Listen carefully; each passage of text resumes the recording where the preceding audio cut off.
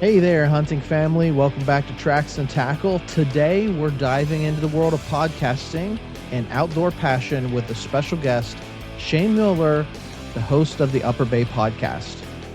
In today's episode, Shane shares how his journey into hunting inspired him to start his own show and why storytelling matters in the outdoors, along with his love for connecting with fellow hunters and anglers. Whether you're an outdoor enthusiast or a podcast junkie, this is a good episode. You're not going to want to miss it. Had a lot of fun, great conversation. Hit play and join us as we explore Shane's inspiring story, his dedication to preserving the traditions of the great outdoors, and just all around good time hanging out. Let's dive in.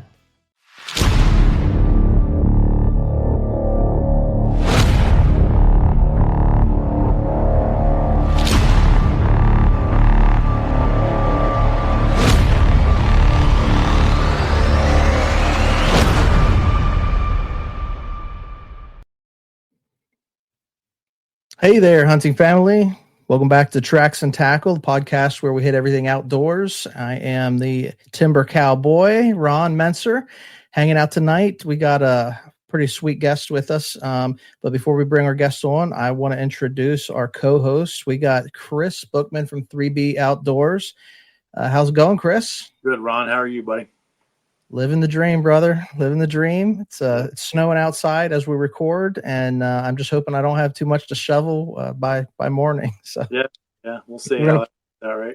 We're gonna play that one by ear, but super excited to have Shane Mueller come on with us with the Upper Bay podcast and Hometown Advantage podcast. Shane, how you doing? What's going on, guys? Thanks for having me on. I really appreciate it. Yeah, buddy. Good welcome to see you again, Chris. Yeah, you too, man. You were saying the snow. We're getting it here too, man. Probably not as bad as you guys, but they're saying like maybe 4 inches overnight here. Really? Yeah. It's light. It's not bad here. It's just, it's coming down. It's nice. Like, I love the snow. I just don't want to shovel it. So. Right. Can you blame me? No, not at all. Yeah. Like every year I justify, like, do I buy a snowblower? And then we only get like a couple dustings. I'm like, God, man, I'm glad I didn't buy that snowblower. Past couple of years, I had mine go down, and I'm sure our listening audience really wants to hear this story that, my snowblower died. And so I've just been putting off getting it repaired. And the last couple of years, it hasn't snowed. So right. I've skated for a few years on that, but now this year I've had to shovel twice and wasn't real happy about it. Yeah. Wow. So anyway, man, appreciate you coming on the show. I know you got your own podcast, the Upper Bay podcast and Hometown Advantage. You do two different podcasts? Yes, sir.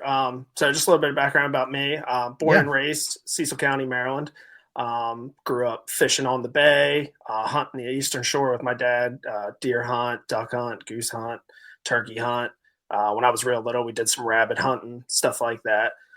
So I've grown up in it, been immersed in it, but I really started to get deep into it probably back in like 2013, is when I kind of just went from being like weekend warrior, meat hunting guy to really diving deep into hunting mature bucks and understanding the environment, learning the woods and stuff like that. And that's kind of when my passion took off.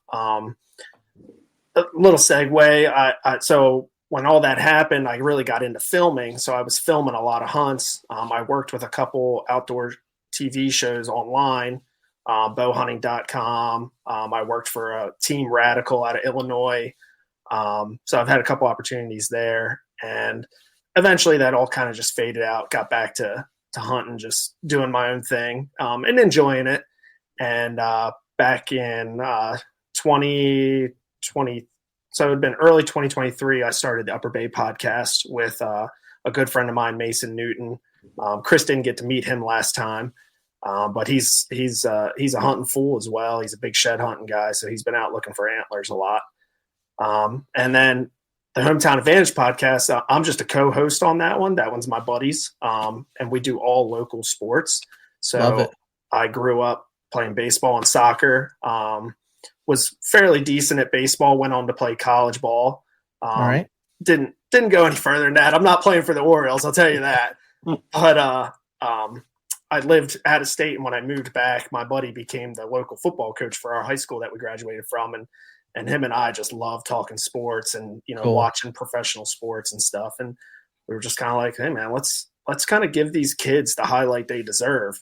And that's pretty much the premise of our show, is just highlighting all these local schools and these young talented kids that really deserve that recognition for how good of athletes they really are. That's cool, man.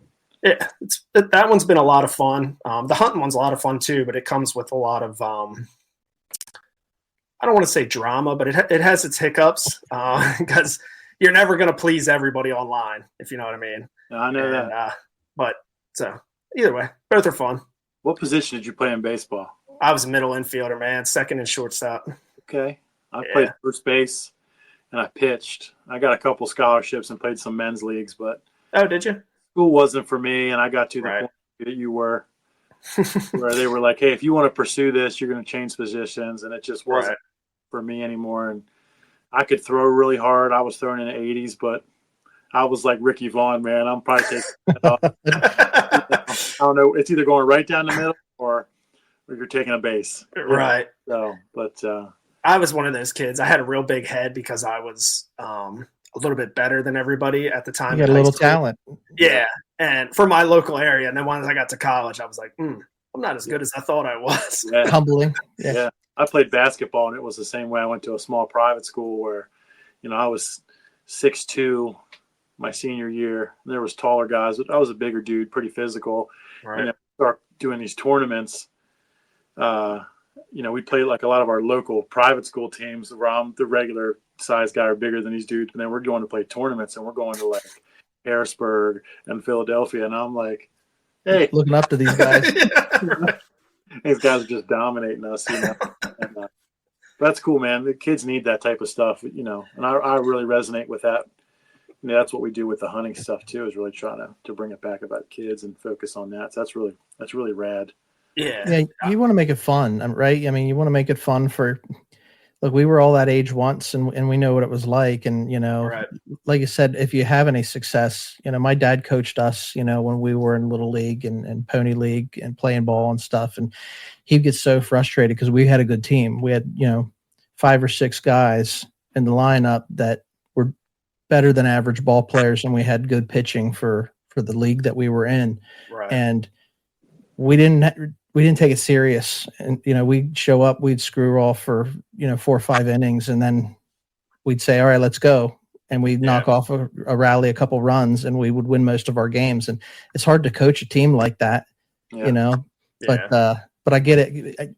There's nothing like that when you're young.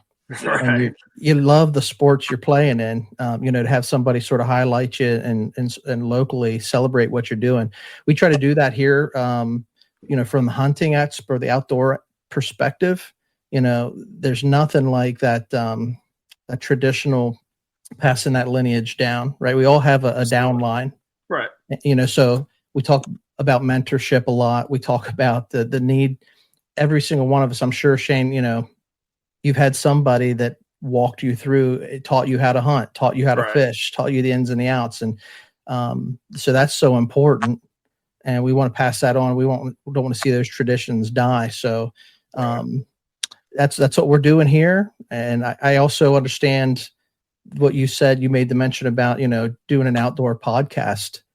You're never going to please everybody online. Like I love the Facebook wardens that come out and, want to tell you how you're doing something or how it should be done or have an opinion. Look, we all got opinions, and I would agree to disagree sometimes even on those opinions, but it's a tough niche to be in, but we love connecting with guys like yourself. You're out there doing it, and we're just having fun making memories and sharing those memories and spitting stories back and forth, because that's really what it's about for us. Right. Absolutely. How do you create the memory and then hold on to it, outside of just a picture. Right. Yeah, when I had Chris on, and you said it perfectly, is like we all needed a mentor. And it was kind of eye-opening, because when you grow up with a dad or a grandfather or a mom that hunts and they teach you through your life, you don't really think about the people that, kids or even later in life adults that want to get into it but have no idea how, or because I see the posts all the time, like adults, hey, getting into hunting this year, just bought my first bow, don't really know what I'm doing. Is anybody out there that can take me? And it's like, I always have to step back because I'm like, oh man, not everybody has a dad that, taught them when they were 5 years old how to hold a BB gun or, how to shoot a bow. And so it's really awesome what you guys are, doing, trying to help the youth into this amazing outdoor activity that we love so much. Yeah, it's funny that you say all that to connect with you even on two fronts. When I was a kid, we shot, my dad growing up was like a traditional recurve, like tournament bow shooter. So we in third grade on, we're shooting recurves in the front yard and we were playing baseball. That's what we did. We rode bikes, we played baseball with my dad, and then we shot our bows. People didn't do that. It's a good childhood. Yeah, it is. I didn't know that people didn't go grab the, the stick and string, right? And shoot a bunch of arrows. And we were like, at the time, again, I'm not saying it's to brag. I didn't know people didn't do it. Like my dad could throw a cereal box up in the air and we could take it out of the air. In like third, fourth grade, like I didn't know people didn't do that, Right. That's normal. And we're playing baseball, I still to this day, my dad could take, we had a yard kind of on a slight hill. He would take his baseball glove in one hand and a wooden bat. He would not use an aluminum bat. And he'd hit pop-ups to us and just right to you every time. And I'm like, to this day, I'm like, how did you do that? Like, right. But it really resonates. I'll tell you guys a funny story about people online real quick. I had a guy reach out to me, like what you were saying, Shane and Ron. He said, hey, I'm trying to get into fishing. I live in this really cool area. I think he was from Tennessee. I'm in this really cool area. I got some lakes around me. What's some good tackle, some rods and reels to get? And I said, listen, man, you can do what you want. Just like anything, you can spend as much money. Or if I were you, dude, go to Walmart and get some Zebco lures, buy these tackle. You could probably spend $40. Right. And this dude chewed me out. Oh, I don't know why you're wasting junk. I don't need this Walmart junk. All right. All right, dude, go do your thing. Right. Money, you're not like offshore white marlin fishing in the white marlin open, buddy. You're trying to catch crappie on some lake in Tennessee, right? Right. So you guys, you're not going to make everybody. They just.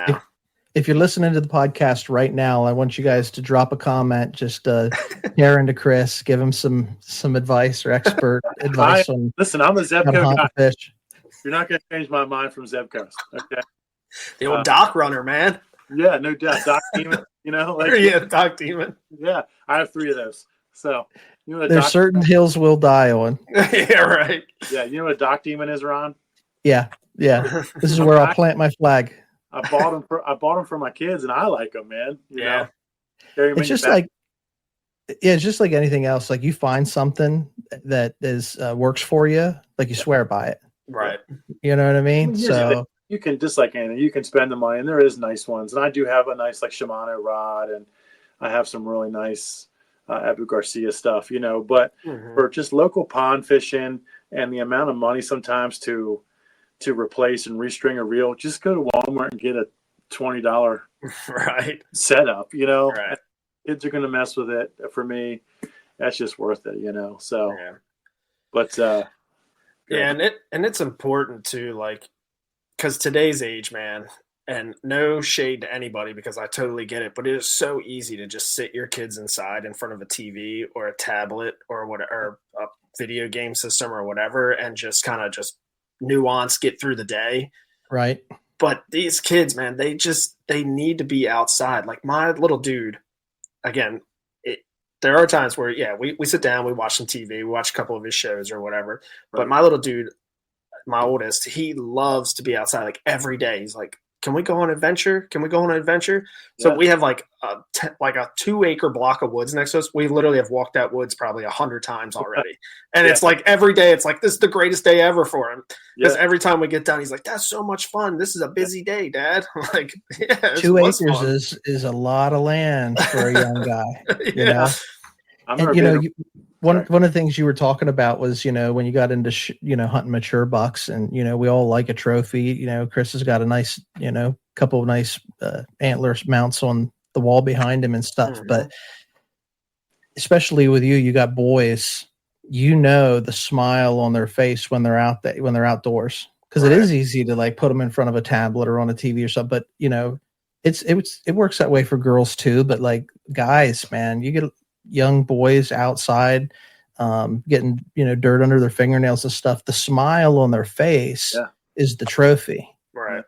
You know what I mean? Because you can see it, right? And that's energizing. Yeah, I remember being a little kid, probably same age as your oldest, Shane, and my dad took us for a hike, and we packed lunch. And man, I thought that we walked for miles, dude, and we probably walked 300 yards, right? And sat on this log in the woods, But right, that's hard, man. That's a big thing even for me, man. Like it runs a page and stuff, and you guys know too. Like I don't always have the most physically demanding job, but when I get home, sometimes I'm tired.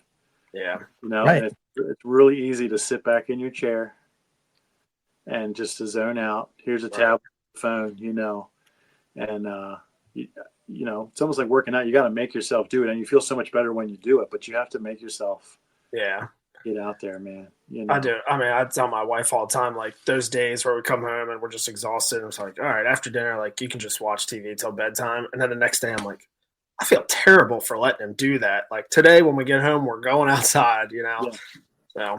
Yeah, it's another thing that we really drilled down on, Shane, is having a hunting partner. Having a hunting buddy.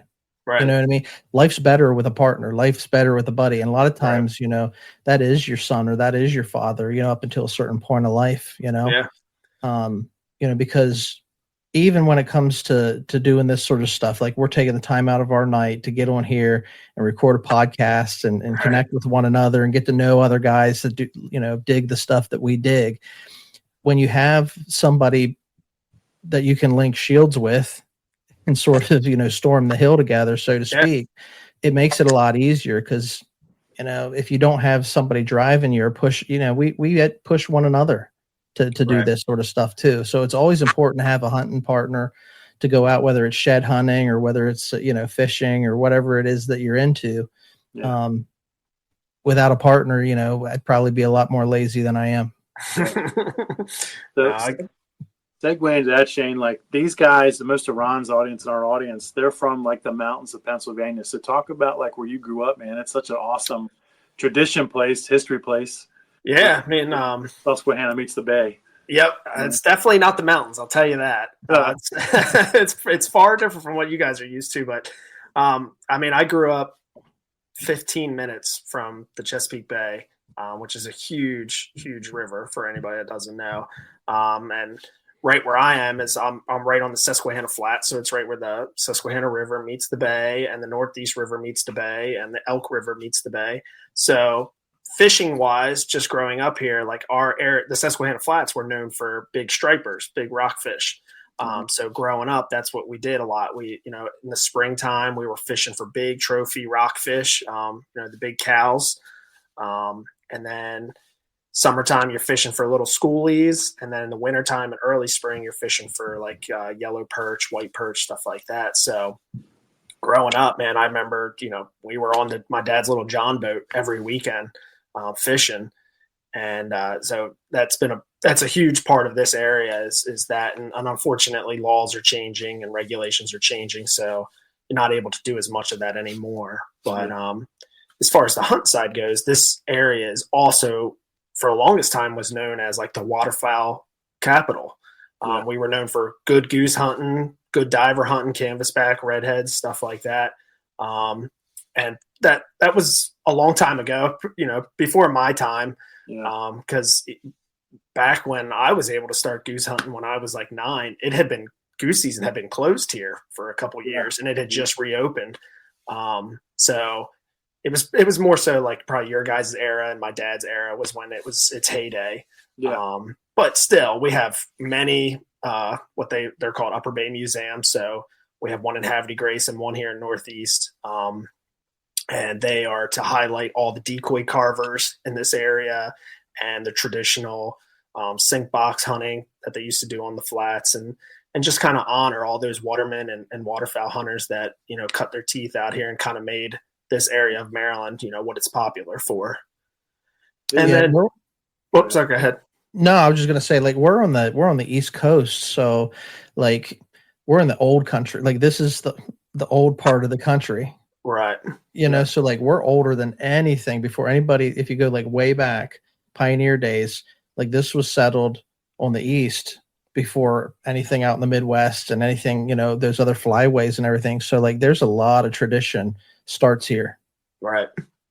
Yeah. And what's crazy too is like, and I'm sure a lot of people don't know it, but Chris, you and I talked about this was actually a huge area for Native Americans. That long ago. And Chris and I had talked the last time about, arrowhead hunting. So my buddy Mason, he's huge into that. And I didn't have a clue. I mean, I knew Native Americans were here in this area, but I didn't know I could just go out and look for arrowheads, and so I got into that just this past year and been having a lot of fun searching the beaches and fields and stuff, finding some old artifacts, which is really cool. Because the last time that little arrowhead was touched was when an Indian was hunting a bird or a deer or something. It's pretty wild. It's wild. That whole area is so cool because even like from where I live, grew up in Maryland and Pennsylvania. Now there's rolling hills. Right. When you get out there when that bay and the river opens up, it doesn't feel like you're around here at all. I mean, right. You feel like you're somewhere else, down south, or it's just awesome. It's just an awesome feeling, man. And to watch the animals that are down there and again, see the history. And you said your grandfather was a decoy carver. Yep. Right? Yep. My grandfather, unfortunately just passed away a few months ago, but both my grandfathers who are now deceased, were huge decoy carvers. My dad's father is what they would call a decorative carver. So he made decoys that would just be on display or for competitions. Whereas my dad's grandfather, he was what they would call a working decoy. So those were wooden decoys that you would actually have hunted over, like out on the flats and stuff like that in the rivers. So I got to grow up immersed in all that and to learn that history. And unfortunately, I probably didn't.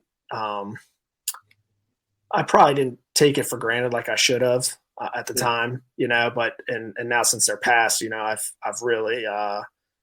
I really miss hearing those stories and learning about all those different things with them because they were not outside of my dad. They were huge influences for me into hunting and fishing. Sure.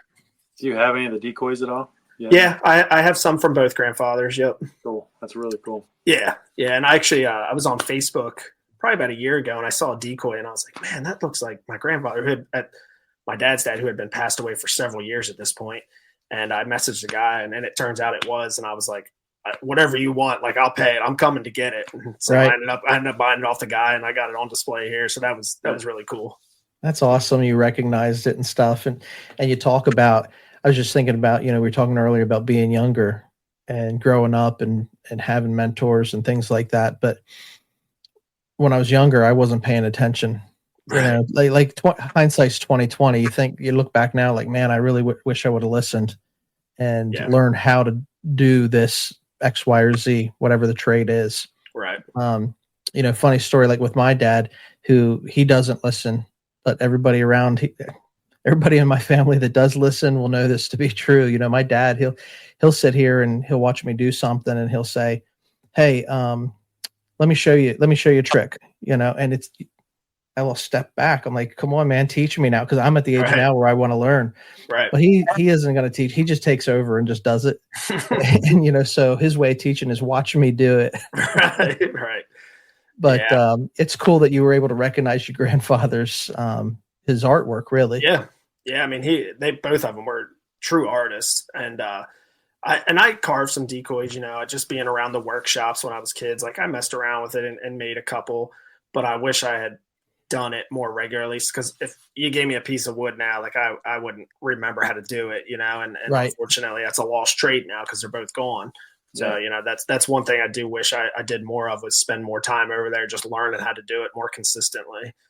But, I had a decoy, and it wasn't like a nice one. I had bought one from a yard sale and the beak had broken, and I said, I could carve a little beak. Right. Right. Trying to mess with saying, I ended up throwing the whole thing.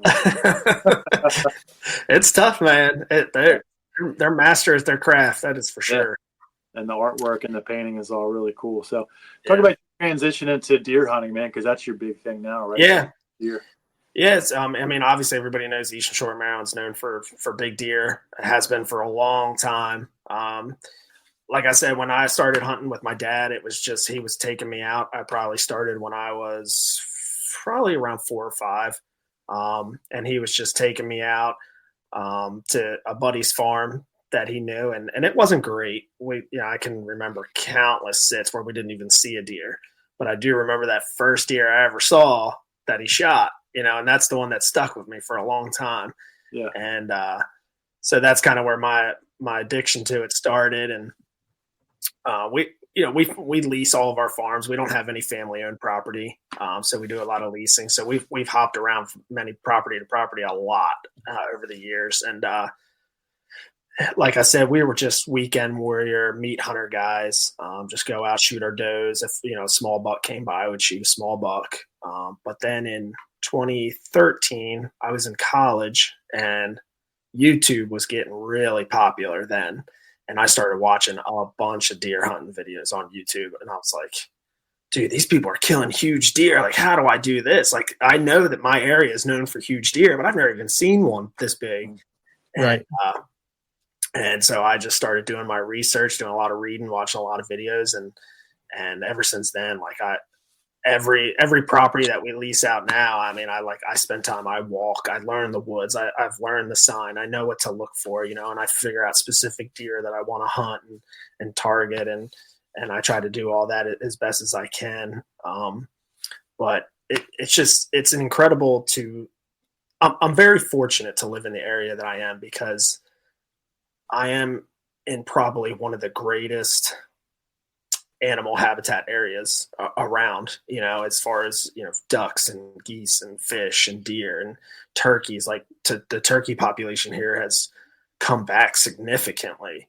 Yeah. And I've had a lot of fun hunting turkeys over the last several years. And it's just so great to be around all these things and to get more knowledge. I try to teach people as much as I can about what I've learned. And I try to help like my nephews and my buddies and stuff. And I'm just really blessed to be where I am and to do what I can do around here. Yeah. It's funny you say that about the turkeys too, because I was trying to tell Ron and some other guys, like even where I grew up in Maryland, which is, far west from you, but there wasn't turkeys growing up. Yeah. So I still to this day, I say it all the time. When I see a turkey, I get so pumped. Yeah. I mean, I can remember when I was probably 11 was my first time the DNR here released a bunch of turkeys in our local area. And that was like the first time that I had kind of been around it and kind of understood what was going on. And I mean, ever since that, everywhere you go now, you see them, and it's awesome. It's great to see them thrive. Yeah. Yeah. It's like, you got to be a student of whatever the target game is that you're after. Right. So you listed off, waterfowl, obviously whitetails. We were talking fishing, we're talking, turkey a little bit. Each one of these animals is a different style of hunting, the different, just approach to it. Right. And if you're hunting big game, and you're trying to hunt big mature bucks, understanding the lay of the land, like, truly does matter. Right. If you're hunting, whether it's a leased property or an owned property or a public land, you need to understand that land. But once you've hunted that land for a period of time, you can pattern tendencies, and get a leg up. Hey there, hunting family. It's time to give a shout out to a company that's been keeping our communities moving since 1995. I'm talking about Interstate Garage Doors. For nearly 3 decades, Interstate Garage Doors has been the go-to choice for comprehensive garage door services in South Central PA, as well as the surrounding Hagerstown, Maryland, and Martinsburg, West Virginia areas. And get this, they're not just any company. They're veteran-owned and family-operated, with a proud history of serving both residential and commercial clients. Their professional technicians are the real deal, offering top-notch installations from industry-leading manufacturers and expert repairs for all garage door makes and models. From residential garage doors to overhead doors and openers, Interstate Garage Doors does it all. So whether you're a hardworking contractor building homes or a homeowner looking for service or just needing an upgrade, you can trust Interstate Garage Doors to get the job done right. And hey, they're not just experts in garage doors, they're also experts in giving back to the community, sponsoring podcasts like Tracks and Tackle. Are you ready to experience the Interstate difference for yourself? If so, here's a little something extra for our loyal podcast listeners. Use promo code Tracks and Tackle when you contact Interstate so they know you heard about them here. Just visit igdoors.com today to get an estimate or request service, or give them a call at 717-263-3150. Don't wait. Take the first step towards a smoother, more secure garage today. Absolutely. And one of the things I was thinking about, because everybody wants to shoot a mature buck. Not everybody's willing to put the work in or be willing to wait.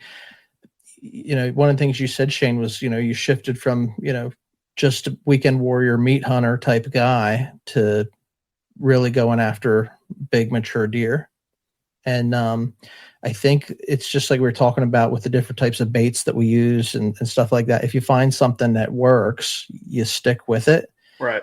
And, when I was younger, like I didn't shoot big bucks, and so there came a time in my life where I started shooting nicer deer, and, so I started holding out for nicer deer. Yeah. But I'm still a meat hunter at heart. Like for me, Oh, yeah. and I'm just speaking out for myself, it's a lot easier for me to hold out for that nice buck once I have a doe in the freezer, Right.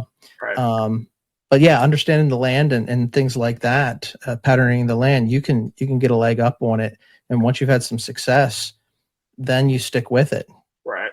Yeah. I mean, don't get me wrong. We're still meat hunters. I got to put at least 4 deer in my freezer every year to get us through to the next season. Cause pretty much the only red meat we eat is venison. But when I say all this, I don't go out and kill a 4-year-old deer every season. I'm still going a lot of seasons where I don't shoot bucks, but that's only because I've set my standard. I've shot Right. a lot of small bucks. I've shot a lot of 3-year-olds, and every year I find a deer and I hunt that specific deer. And if another one comes through and it's not as nice or whatever, like I let them go because I'm playing mouse and cat with one specific deer. And that's once I'm the kind of guy, like I get hyper focused. Like once I pick one, that is it. And I'm dedicating my entire season to that deer. Yeah. That's incredible. That's incredible. Cause I know like that's another style or a different approach of hunting, when you are shooting or going after mature bucks and stuff. And the guys, they'll get on me. They'll say, I have a target animal, we do the scouting and there's a buck I really was after this year, and I didn't shoot a buck this year. Right. But if a decent one walked in, the guys that give me a hard time, instinct kicks in. Will I let an arrow fly or not? Do you archery hunt? Oh yeah, yep. I mostly archery hunt. Right on.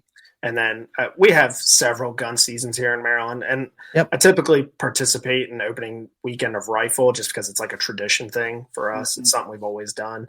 But outside of that, I pretty much stick with my bow. Love it. Yeah. And love it.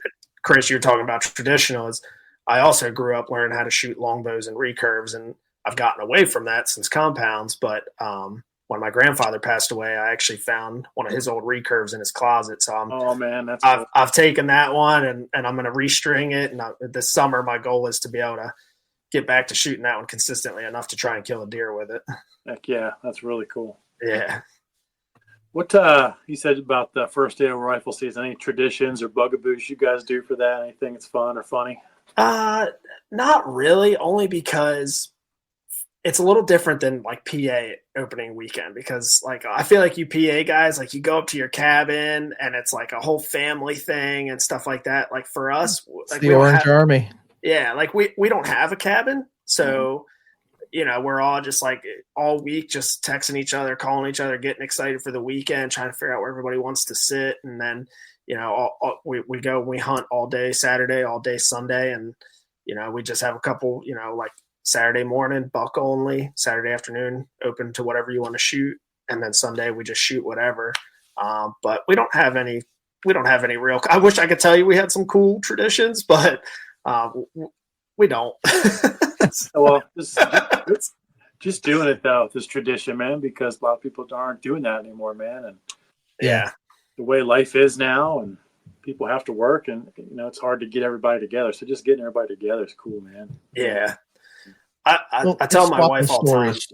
I mean, it's swapping stories too, right? I mean, Right. the how do you amp one another up the week leading up to is one thing, but then it's after you have success, you come back and that's like the big part. It's just as important. The storytelling is just as important as the actual going out, and 9 times out of 10, I'm freezing my butt off, sitting around not seeing anything. Right.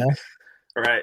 Yeah. I mean, that first opening morning when we all get down, we go to lunch. Like that is the best lunch the entire year. Just everybody talking about what you saw and stuff. And you've been out there cold all morning. You got this big old sloppy plate of sausage gravy and chip beef gravy. It's like, oh my God, this is amazing. Yeah. Hey, growing up in Maryland, I don't know if I've asked you about this or not, Ron, but Shane, talk about how cool check stations used to be. Yeah. Yeah, I forgot that you know about check stations. Yeah, man, that is actually one thing that I pray Maryland DNR brings back. Yeah, because opening weekend check station rides were the best thing on earth. So basically, Maryland used to require they had certain stations set up. For us, it was at a local like sporting goods store, like a little small mom and pop place. And you had to go there. They would weigh your deer. If it was a buck, they'd measure your buck and everything. And that's how DNR had proof that, you actually checked your kill in and harvested and all that. Right. But for us, it was just going to see what was in the back of people's beds. We were like, I was like a little kid, like peeking up over the side of the truck, trying to see what was in there. You pull up, you see legs sticking up or you see horns sticking up out of the back. It was the greatest feeling, man. To me, those check stations was a great way for young kids to get really excited about it. Yeah. Because like I would tell my dad, like, come, let's go, like, let's ride over there. Let's go see what everybody got this morning before we go back out. And then you see like this big old buck in the back. You're thinking like, oh man, maybe this afternoon one like that will walk by us. Get you excited. Yeah. It's show and tell. It's show and tell for hunters, right? Yeah. I actually, Shane, this morning I was just going back and listening to the podcast that we did back this summer, just freshen up. And I actually, weird coincidence, I'm not making this up. When we talked about that, I drove by where the check station was. Oh, really? Did. And did Pennsylvania have those things? Is that a thing in Pennsylvania ever, Ron? So, yeah, I mean, they have check stations for black bears. Okay. So like they're tracking the bears and stuff. I don't know, like in my lifetime, we've never had to check our deer, like physically check our deer. Right? But whenever I started hunting, back when I was about 12, we hunted a lease up in Potter County, which that county borders state line in New York. Okay. It's way up north. They call it God's country. You drive into Potter County and there's a big sign that says God's country. I mean, and it's unpopulated, beautiful, great deer hunting. I didn't know how good the deer hunting was as a 12-year-old boy. It's like one of those things you don't appreciate when you're young, but now looking back, like, man, I'd love to go back because I can sit still longer. I probably had completely different success, but it's like a 4-hour drive from where we are. And one of the things that I remember as a young guy, I hated the 4-hour drive. That's one thing, but 4 hours on the highway, from hunting location to home, you saw a lot of guys with, if they had that big deer, it was propped up in the back of the truck, going down the highways. And if you had a nice buck, you wanted to show it off, Right. If you just had, shot your doe or whatever season it was, maybe they were just tossed in the bed of the truck, but you always, going down the highway, you'd see that one guy that has the antlers propped up so the passerbys can get it and stuff. And it's kind of like the concept of what you guys are talking about, show and tell, only for adults. Even like for me as a kid, it was cool. I've talked about this a bunch, but it was like people tailgated almost. They're drinking their coffee or they're having their breakfast there at these places. The place that we went, one of the places was also a taxidermy shop.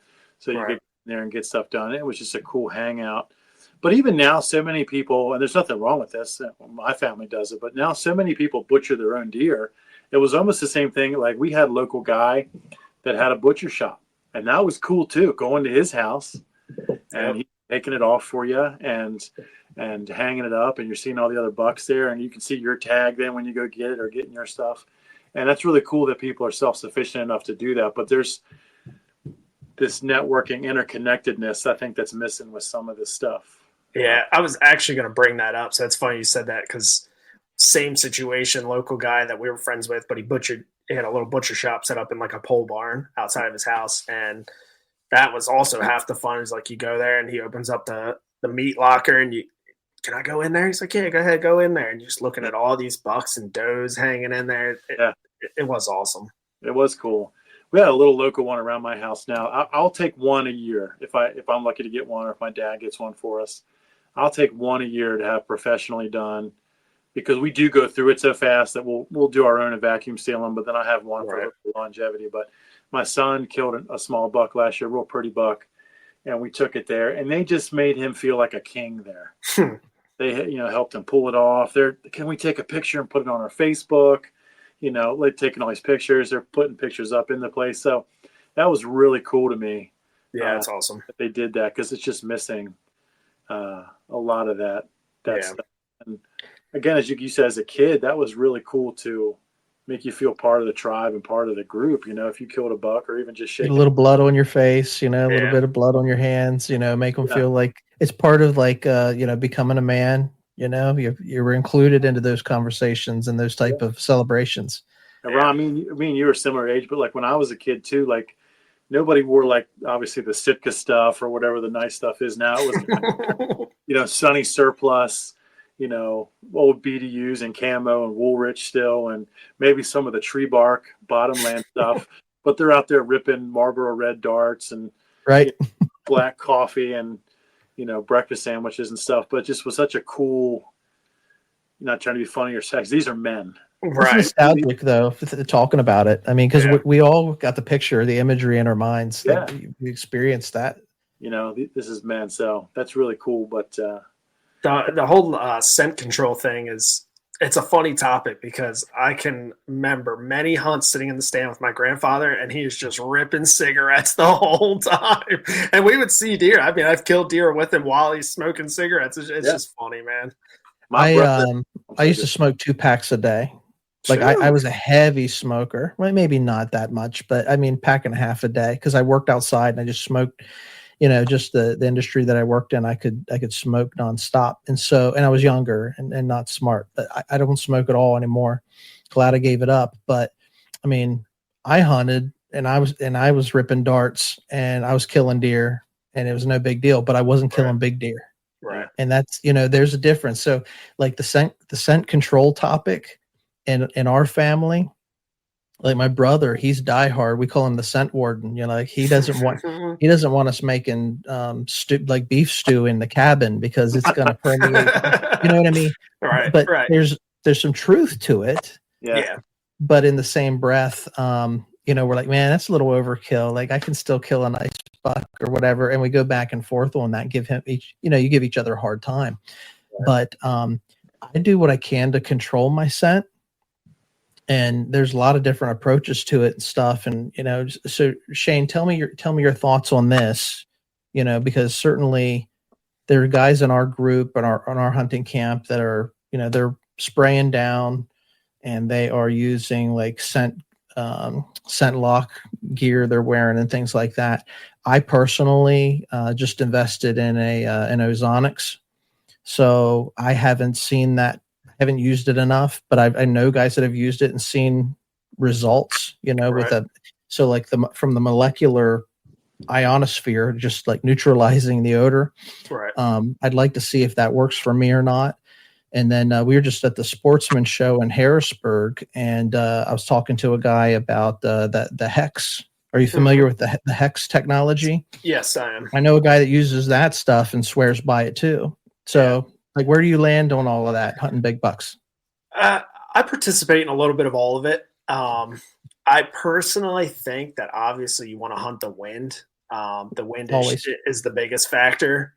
And so as long as you're hunting the right wind for where the deer are going to come from and so on and so forth, I don't think you have to be completely scent free. Obviously you don't want to go out there stanking, Right. but that's going to be your biggest friend. But I've heard good things about the Hex. I haven't worn it personally, but I have heard really good things about it. And I've heard really good things about the Ozonics. What I typically do is I wash my stuff at the beginning of the season in a scent-free detergent. Whether or not that works, not sure. But what seems to help me the best is after every hunt, I'll throw all my stuff right back into a bag, and then when I get home, I hang it outside, and it stays outside until I go the next time. And I have run little like ozone generators in the car, Right. and Yep. I think that does work pretty well too. And again, it's everybody's preference on because here's the thing: somebody sprays down or wears scent lock, right, and they go out and they kill a big buck. Well, it's because I had the scent lock on. That's exactly right. Whatever you have success with. Right. It's like you're a creature of habit. It's like whatever works for you. So it's Kill big bucks smoking Marlboros. Exactly. And the old timers swear by killing big bucks wearing jeans and red flannels. Right. It's like it's whatever works for you, man. And like I said, I've tried a little bit of it all, and I've had success, and I've had deer spooked. It just depends. Anything to give yourself an advantage. I think if you're a deer hunter, you want to give yourself a leg up, because it's right. I said this before. It's not necessarily you versus the deer. It's you versus yourself. Right. Because the deer they're patterned creatures of habit. But we can outsmart ourselves sometimes. Yeah. Doing this as well. I used to hunt a lot purely based off of gut feeling, and I had a lot of success just doing that. And the last couple of years, I kind of get in my own head. Like I'll have a gut feeling like, man, I think I should be at this stand today. And I'm like, no, the wind's blowing out of the west, and I think he's bedded over here. I need to go over here. Well, then right at dark, I'm getting pictures of him over there where my gut feeling said I should have went. So it's like a lot of times, like once you have so much knowledge, you kind of get inside your own head a lot of times. And it's almost it's good to have knowledge, but it's almost kind of better to be, open-minded, a little less, I don't want to say stressed out about it because it's not really the right word, but just a little bit more easygoing about it. Like if you got that gut feeling, just go over there, go sit there. Like if you don't see them, okay, you just burn to sit in the woods. I mean, it's still pretty good to me. Yeah. So you're not, my nephew's not on, like he co-hosts a show with us sometimes, and Chris knows Brady, but Brady on our property, we've been hunting for years, and we've got them patterned. Like we know travel corridors and things like that certain times of the year, and when he was younger, he's not as bad now, but he's still high energy compared to me. But, he'll take his tree stand and he'll set it up on a bench. And if he doesn't see anything in the morning, he's like, man, I got to move it down just, to the next bench level, and he's constantly like shifting. And that's where sometimes that works.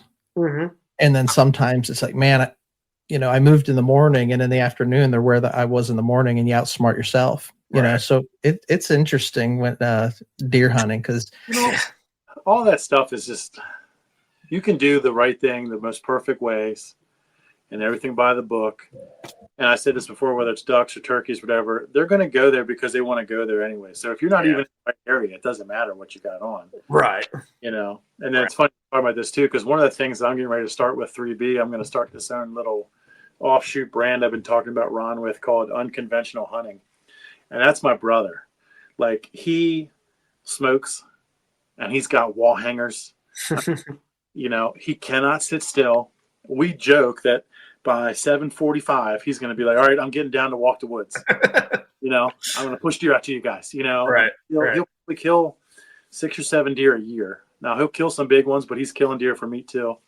But same as ducks. We go down the Eastern Shore. We're down in Assateague, and he's like, I can't sit in the blind. He'll get up and walk, and he'll jump shoot a gadwall stud Drake gadwall. Right. That people want to get as a trophy, and mm-hmm. We did our pheasant hunt I told you about, and we did one this year, and we always cook out and tailgate. And I'm sorry if I told this story before, but like he had already got his bird, so he's walking back to where the trucks are. It's about 600 or 700 yard walk, and nowhere near where we had these birds. And he's walking back to fire the grills up, and we hear boom. He's holding up a rooster that just walked out in front of him. So if we knew how to figure it out, it wouldn't be hunting, right? Right. It's right place, right time. It is 100% of the time. Yeah, right. We're gonna start, him and I have a thing called unconventional hunting. I actually have it tattooed on my leg, all traditional and old school. I don't know if you can see. It's actually a wooden sign I have up next to that deer rack, But every year he'll kill a deer, or I'll kill a deer, we'll catch a fish, doing everything you're not supposed to do. Right. I'm actually getting ready to start some cool stuff with that here. So if you have any funny pictures or videos, send them to me, dude. I'm going to start some cool stuff with that. But yeah, it sounds awesome. It is funny, man. It's just it's luck. I mean, a lot of it is luck, and anybody that tries to tell you it's not luck, they're lying, because like you said, you could do a million things right and it still would never be perfect. Yeah. It's hunting and fishing for a reason. I mean, fishing is the prime example. I fish a big flounder tournament every year down at the beach, and we're in the same spot as 100 other boats, all 20 feet away from each other. And we're not catching any fish, fishing the same structure that these guys are fishing. And we're watching them pull up fish after fish. It's like, it's all luck. Yeah. Yeah. Well, it's funny you're talking about, your kids, and, as they get older, you'll see how different they are. My oldest son that I talk about a lot, he's OCD and he's got to be dressed right. And his, when he fishes, his line is perfect and he's got all his sorted out. And then my second son is not that way. And he's making noise and hanging in the water, just having a blast. And he's ripping lips right. My oldest son is like, "What the heck?" Like, doing everything I'm supposed to be doing, And it's just right place, right time, like you guys said. That's why we say hunt your hunt.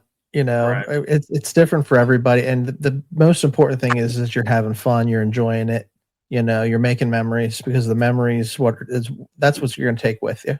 That's what's going to last.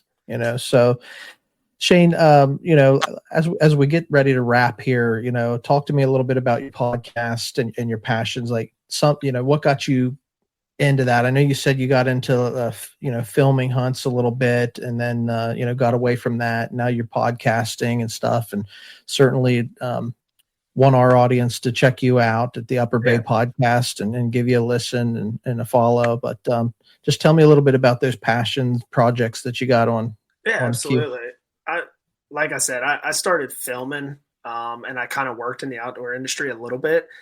And I thought that that's what I really wanted to do for a long time. And then once I got there, I kind of realized that it maybe not so much was for me.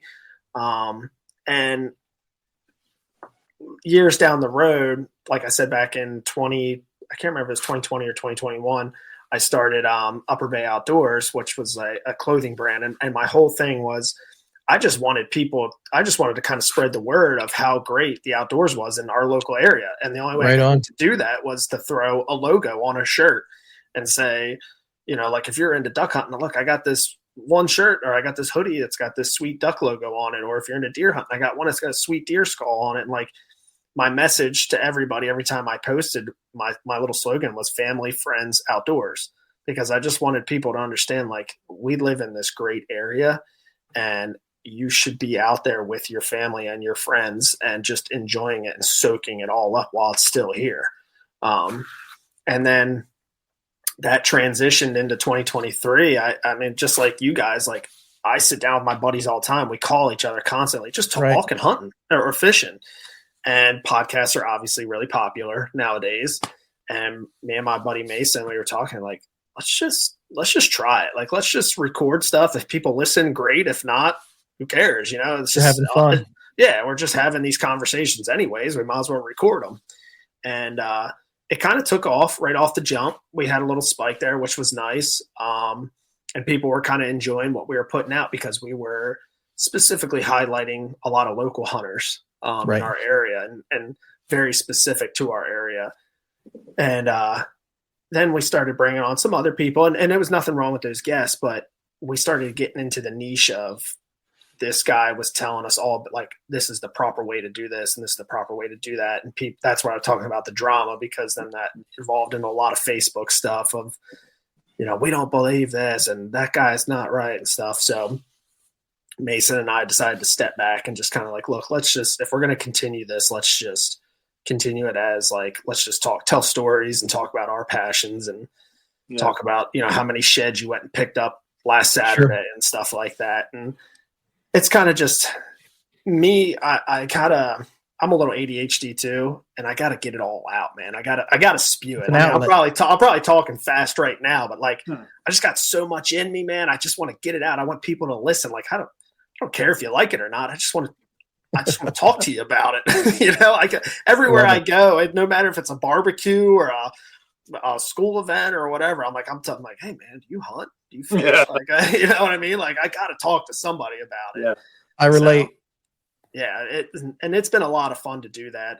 Unfortunately, we haven't put out any episodes in a long time just because my wife was pregnant. We were trying to sell our house, and then we just had our son, and I'm living with my in-laws, which we're in a transition period, so life gets crazy, and we had to real step life away matters though.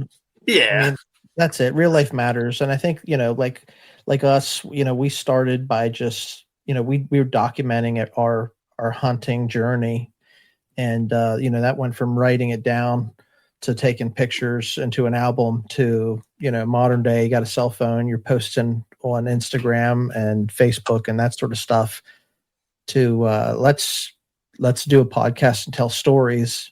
And that evolved into, well, there are other guys that do this too, so we connect up with Chris and 3B Outdoors and guys like yourself and your podcast, and we're just trying to connect with as many people regionally.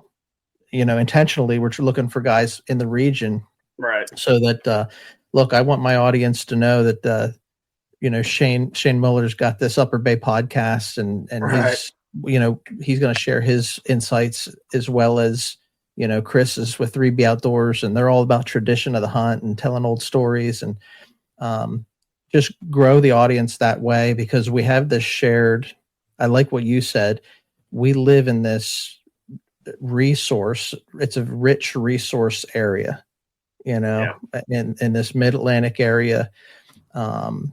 We're kind of Northeast, we're kind of mid-Atlantic, but we're not either really, right. So and I don't know, like, sorry, I didn't mean to interrupt you. No. But like, I don't know about where you guys live, but here, man, it seems like every week another farm's getting sold off to be in development. And that's that was like my one thing that I wanted to push. I'm like, look, you guys, you got to get out there and you got to enjoy what we have while we still have it, because Cecil County is going to be built up. In my lifetime, there's not going to be hardly any farms left, and there's just no way around that. And so, like, I tell everybody, I'm like, get out there, go, like, even if you're not in hunting, go walk. We have some awesome state parks around here. Like, just go enjoy it for what it is. My wife's she didn't grow up hunting, fishing, outdoor family, anything like that, but she loves to go on hikes, so we got dogs, and we'll go hike. We'll just go up in the mountain just so the dogs can like get the stink blown off of them and run. And we want to be outdoors. Right. Yeah. And my oldest, he's only 3.5. He turns 4 in July. And I've took him deer hunting and I took him goose hunting this year. And my wife's like, don't you think he's a little young? I'm like, yeah, maybe. But in 20 years, who knows what's going to be around for him to be able to do this? Like, why not? Let's do it now while he has the chance. Yeah. So true. I know I'm not trying to sound like the old dude now with my kids, but my son's turning 15 on Sunday. And I started taking him out with them, dude, and it is going by so fast. Yeah. And everybody says that, and you just don't realize it. But I got pictures of him climbing up into old box stands and just coming out with us. And even he still tells me, hey, I remember going to Wawa with you early in the morning and getting a chocolate, so plant that early, dude. And it's the little insignificant things to us, that they're going to remember, so love it. Love it, guys. Well, appreciate you coming on, Shane. Where can everybody find you? I run a couple Instagrams. My main one is just Shane_Mueller. The Upper Bay podcast is, I believe it's Upper Bay _outdoors or _podcast. I double check on that real quick. Other than that, you can find us on Facebook, Upper Bay Podcast on Facebook, and just Shane Mueller on Facebook if you want to connect with just me personally. So the podcast Instagram is Upper Bay _podcast. We don't post on there like we used to, but we're planning. Mason and I are planning on revamping all that and getting that going again. So speaking of him, real quick, he killed a monster buck. Oh yeah, dude. He's a public land fiend, man. He found that buck and he hunted that buck hard. He hunted every day as soon as the season opened for that buck, and he finally got a chance with him. But it was a giant. It scored like mid 140s. It was a beautiful deer. Yeah, Ron, when I say a big pub, I mean unbelievable. Yeah. With a bow, right? He shot an archery. Yep. It was early October, like first or second week of October, he got that deer. Even better. Yeah. And he's a shed hunting fool. He's been out every day since December. He's already picked up like almost 30 sheds. He's rolling, man. I just got a picture, our one buddy sent me, probably might have been this weekend. It was last weekend, but I mean, recently. And, where his cameras are up and they're still holding. So yeah. We got a bunch still holding too, but he's just a fiend for it, man. Like as soon as January 1st hits, he's like, I'm going. I can't wait. I'm going. It's a good reason. We didn't even get into this, and maybe we'll have you come back and we'll do another show where we can talk more about it. But it's like this time of year, what are you doing to fill your time? Seasons are winding down and stuff, and so shed hunting is certainly a cool hobby. Yeah. And you got to have a knack for it. But it's awesome if you can go out and you can find some hardware. Yes, sir. Appreciate you, man. Hunting family, you guys are listening to Tracks and Tackle. I want you to go and give Upper Bay Podcast a follow. You can find them at Upper Bay _podcast, and give them your comments. If you're listening to this, drop a comment. Tell Chris about how to hunt fish, what bait to use, etc. You can find us anywhere you get your podcasts. Appreciate every one of you out there that support the show. And as always, we just want you to get outdoors. Remember, nature is our playground, and always remember to stay wild. See you guys. See you. Thanks, guys. Yeah.